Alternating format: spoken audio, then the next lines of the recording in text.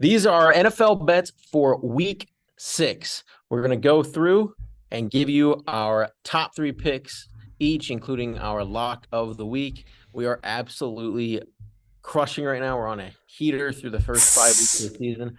Overall record of 40-19-1, and our locks are 15-4-1.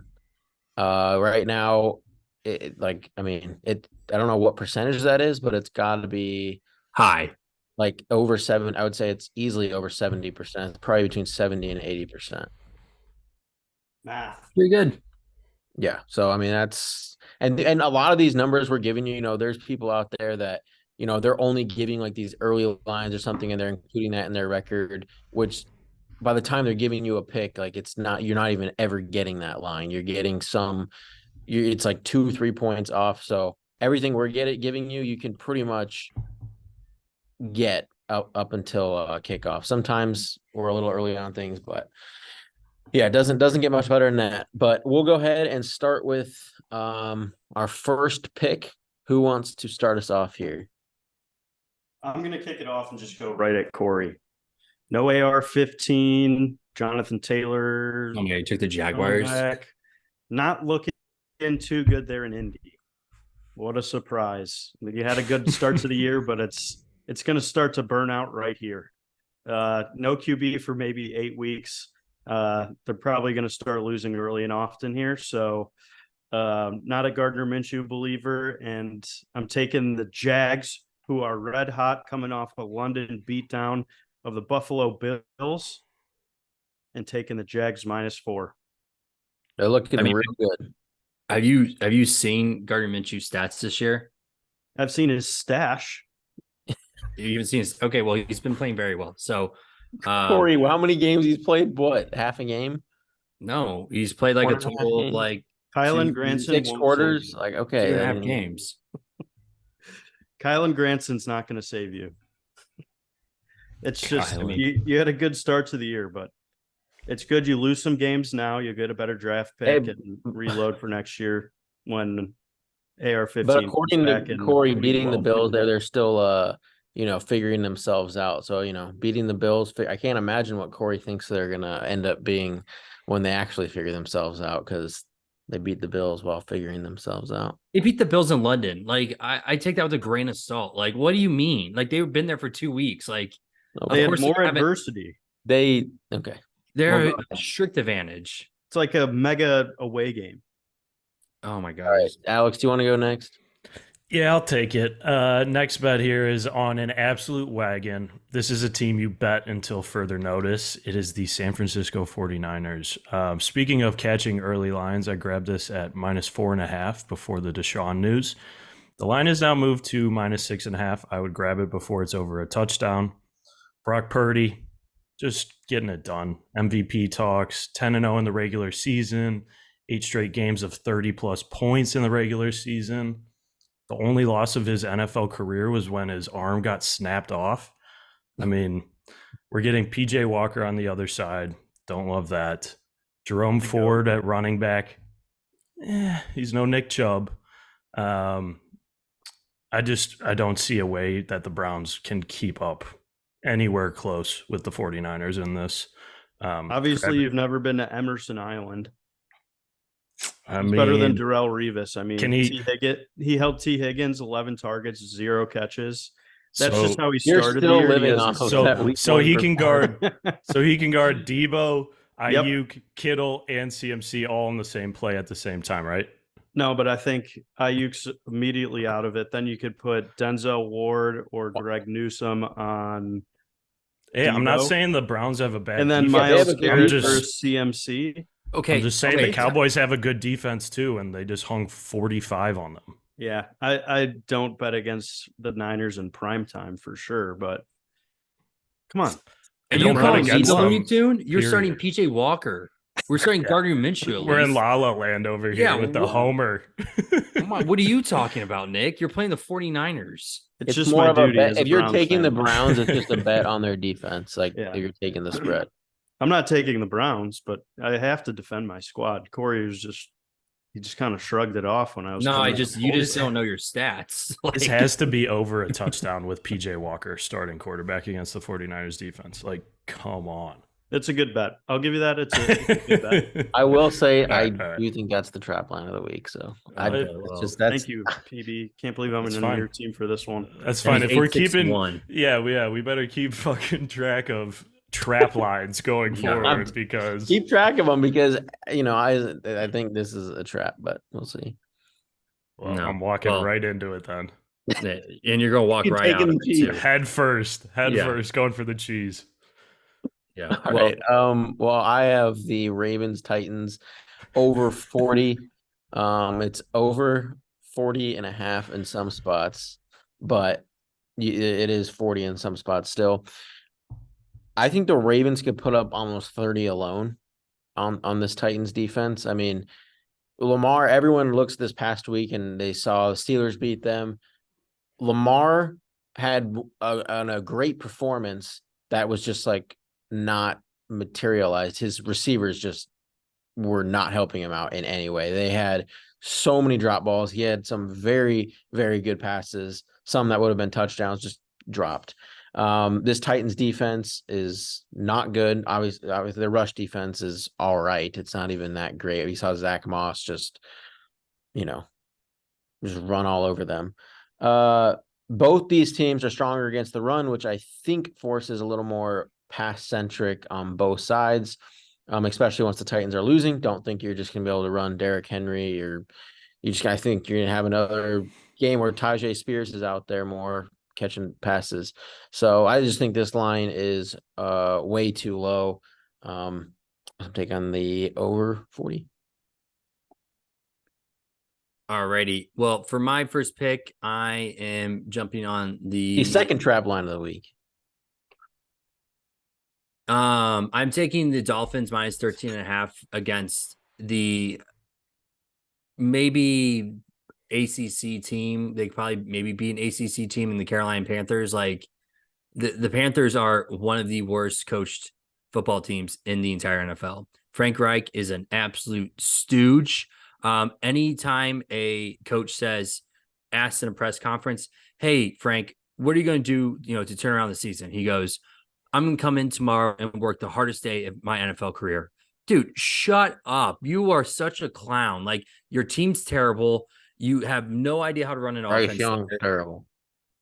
No, Sorry, no, I had some- because Bryce Young just is getting coached by he sucks. mediocrity. He sucks. Frank Young is terrible. Frank Reich is terrible. No, you said it right. Bryce Young is terrible. The Miami Dolphins are 7-1 ATS in the last 8. They're an absolute wagon. There's absolutely no way the Carolina Panthers can keep up. And with a team that is going to have to simplify a playbook because they can't get anything going because they're running too many different offensive schemes and Frank Reich doesn't know what to do, that he has to simplify the playbook. Yeah, I'm going to take the Miami Dolphins to absolutely just rickroll this Carolina team. Frank Reich should never have been hired again as an offensive coordinator or an offensive coach. Should be just sitting at home on the couch with all the rest of us because we could do just as well as he could. So give me Miami minus 13.5. Take it. I thought it was so funny with that interview where he was basically just saying how there was a quarterback he wanted. He was essentially saying that he didn't want Bryce Young, but the ownership stepped in at the last second and took him. Said he wanted without Stroud, saying it. like inadvertently, Yeah. which is convenient to say right about now. Well, Yeah. there was that remember I that know. video Yeah. with Josh McCown or whatever, Mhm. who's saying like you'll like it in Charlotte or something. Yeah. There's Yeah, definitely some backing to it, but also convenient. I mean, Frank Reich supposedly this offensive quarterback guru. Yeah, but you can't do much with Bryce Young. Yeah, his track record is absolutely terrible, and the fact that you still stand behind him is absolutely mind bending. I will stand behind Frank Reich. Just like Sean Payton. Okay. On to ours. It's a little spicy of a bet show today. We'll go to the second pick here. All right, I'll hop in. You got the Seahawks coming off a bye going into Cincinnati, taking on the Bengals, and a Joe Burrow who, for the first time all year, passed the eye test. I was waiting to bet the Bengals until I saw that from him. He was making throws downfield, scrambling, picking up first downs with his legs, looked way more comfortable in the pocket. And the Seahawks coming off the bye, what are they, 3-1, right? 3-2. They beat a banged up Lions team. No, they're two. They've got 3 wins. They beat a banged up Lions team, a Panthers garbage team, and a Giants garbage team. They don't get a ton of pressure on the quarterback, so Jerry Burrow is going to have a lot of time to throw. We might get T. Higgins back, and it still feels like this line is like discounted for Joe Burrow not being presumably pretty healthy. It's under a field goal at home. Give me Bengals -2.5. Outside of the division, Joe Burrow is 17-4 straight up and 17-3-1 ATS. So get the win, get the cover. Bengals under a field goal. Yeah. I mean, we mentioned it last week. It was like, Bengals are my lock. The second, one game, he's just going to put it together. That hand, I said that injury he had was just going to heal every single week, and then that's what happened. That'll be fun to see Jamar Chase versus Witherspoon, because Witherspoon balled out last week.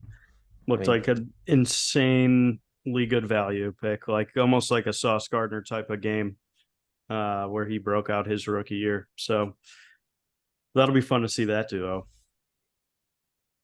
Well, Well, I'll go next here. I have the Saints -1. Haven't taken them in a little bit here, but I think this is a spot to take them. The Falcons, who they were my lock last week. Unfortunately, I pushed on that -2, but the Falcons were just 2-point favorites against the same team. Ritter has been possibly the worst passing quarterback in the league, and the Texans just gave up over 300 yards passing to him. Kamara is back in his full-time role. He's going to remind people, I think, who he is on Sunday against this awful Texans rush defense. The Saints have allowed 15, 17, 18, 26, and 0 points in their 5 games so far. They are a top 4 defense in the league right now, and this should be closer to 3 or beyond 3, in my opinion. All right, let's see if Derek Carr can throw the ball downfield. I don't even think he has to win this. Yeah. Go, Nick. All right. I'm still thinking someone else go. Wait, no. You, based off of the show, we have this leading into the locks. You have to go now, based off of Corey's next pick. All right. Well, I was going to take the Cowboys -2, and then I realized that was a terrible idea. So I was just looking at some of my other bets. I think I'm going to go with the Buccaneers +3, 2.5. Let's see. I mean, Nick, do you have the lock? 3.5. All right, so you get them for a field goal. I think the Lions, obviously sitting at 4-1, are a great team. I like what they've done. A little worried about Amon-Ra being hurt. Gibbs is out, so it's really going to be like Monty and Sam Laporta show potentially again. And I love my boy Baker Mayfield in a home game. He always gets the crowd going, so I like taking Baker at home with an extra field goal just in case. But they actually looked pretty decent. Mike Evans is still playing like Mike Evans, which was kind of a surprise for me. I thought he was going to decline a little bit coming into the year, but he's looking good. And the Bucs defense isn't terrible. So Vita Vea kind of blocks up the run pretty good.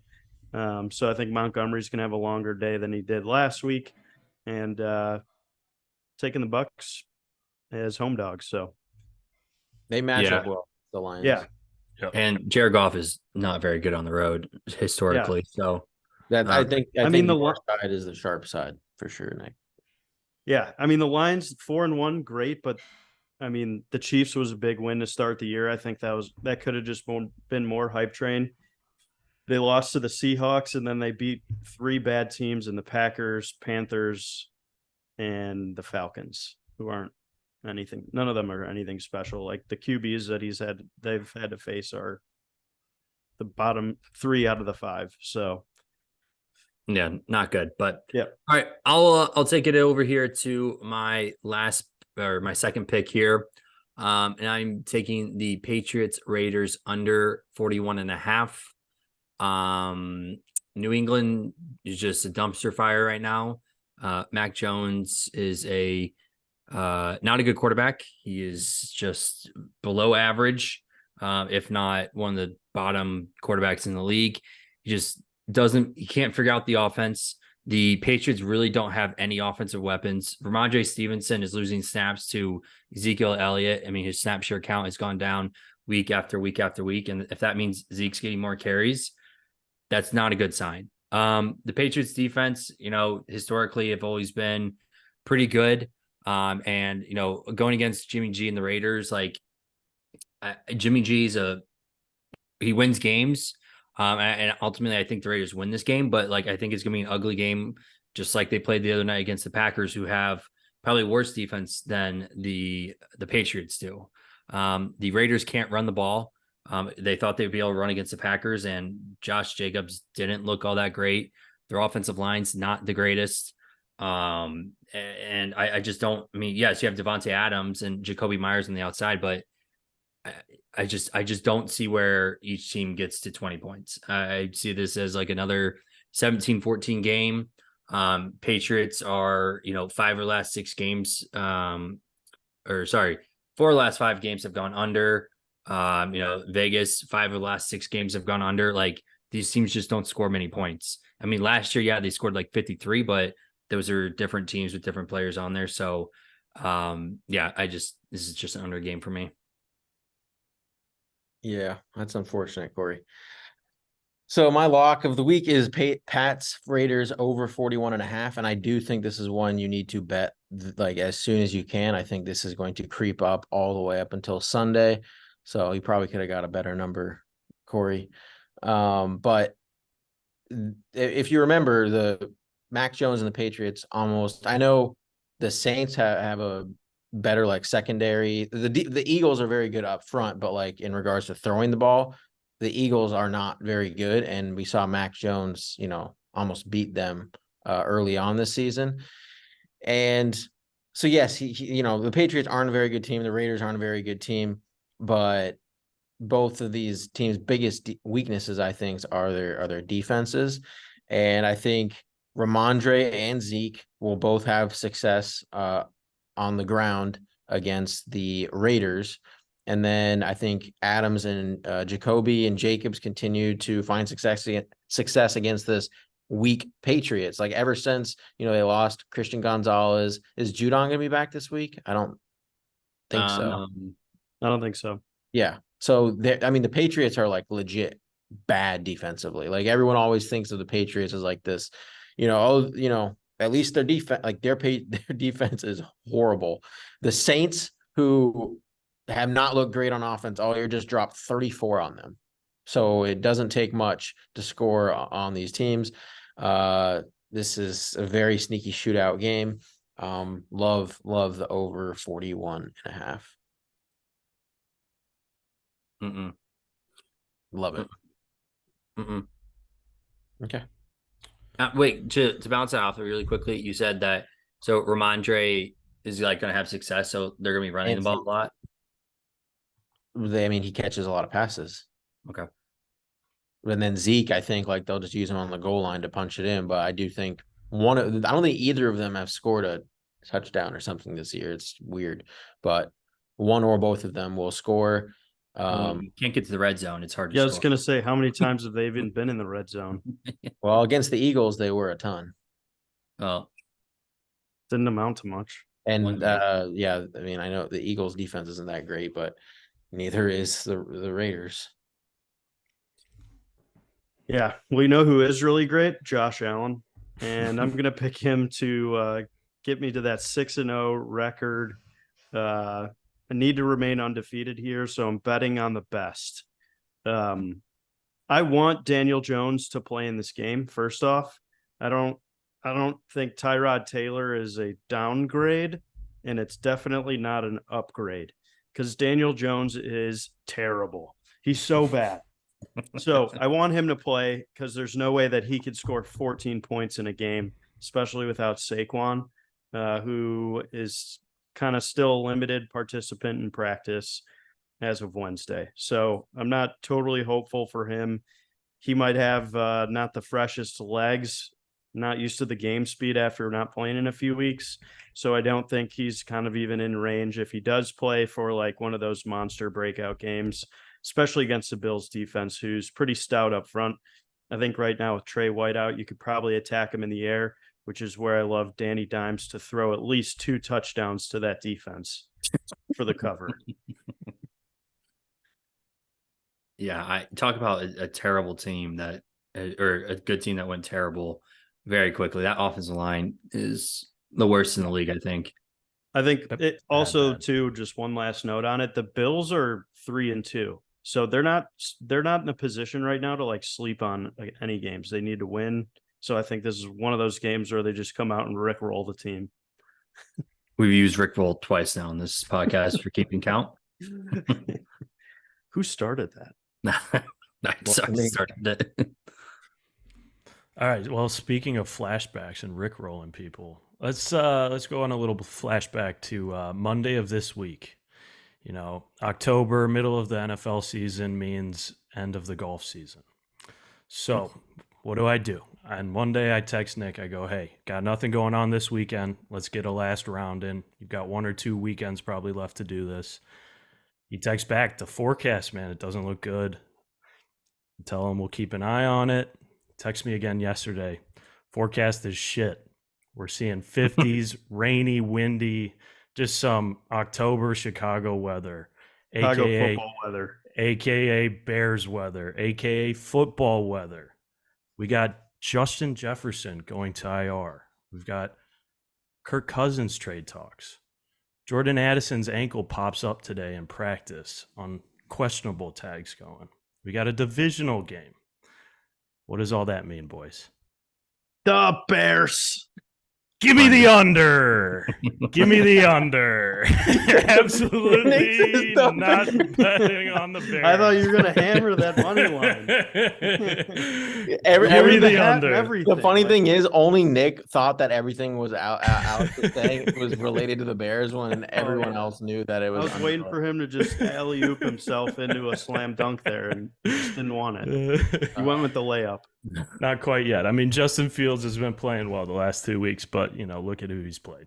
So, yeah, give me the under. It opened at 48.5. I was lucky enough to catch it at 46. It's all the way down to 44.5, which I will take for the show.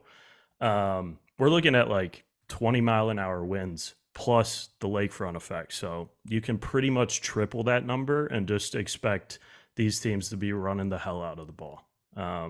So I think it's a fast-paced game. I think the clock ticks down quickly, and we're getting like I'm getting 17-10 vibes, 17-13 vibes out of this one. What's the word on Roschon? Roschon still did not practice today, so not great. So things would pretty much have to go perfectly tomorrow and the rest of the week for him to play. So you're looking at Deonta Foreman. I don't know if Travis Homer's even healthy. Might have to give it to game with only your third string running back. Yeah, we might have to give it to the fullback for the win again, dude. Here, I'll say an alternate bet you could probably make is just all the Fields rushing overs. He's going to play running back on Sunday. Yep.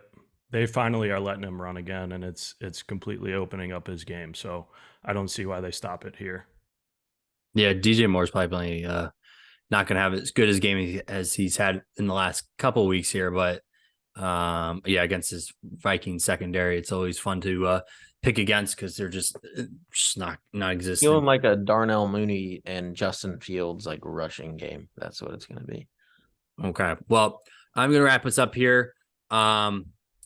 We survived the bye week without being able to bet on my second favorite team, which is the Los Angeles Chargers. They came unscathed through the bye week. Thankfully, no one got injured. And now they get to go against the shit boys, who just got embarrassed on national TV. The Chargers are underdogs at home at +2.5. The only reason, I mean, they can't, the one thing, like, LA doesn't deserve this team because they can't even protect their own home turf. Like, multiple teams just come in and just dominate the crowd. So maybe that's why that they're getting the +2, because yes, with the Cowboys defense, supposedly being one of the top notch defenses in the league, they're going against a very high powered offense again this week. In terms of where the Chargers are, obviously they're without Mike Williams. Austin Eckler might be back this game. He's questionable. So, I mean, Justin Herbert fractured his middle finger on his, his non-throwing hand. So I'm going to be taking the over here at 50.5. I know the unders on prime time have been hitting at a record high, but I think last week was like one of the first times that it didn't hit. Unfortunately, Alex did have the over in that previous game, but I like the Chargers. I think they're still a dynamic offense. They throw the ball a lot. There's gonna be a lot of plays in this game on both sides of the ball. It's a Kellen Moore revenge game against the shit boys. So I'm just gonna be taking the over here. I lean the Chargers to win this game, but to be safe, we have a packed show for you, including new sponsor of the show, I guess. But give me the over here. First time, there was like a pop-up that just like, all right. What I'm waiting to hear this lock. Give me the over 50.5. There we go. Oh,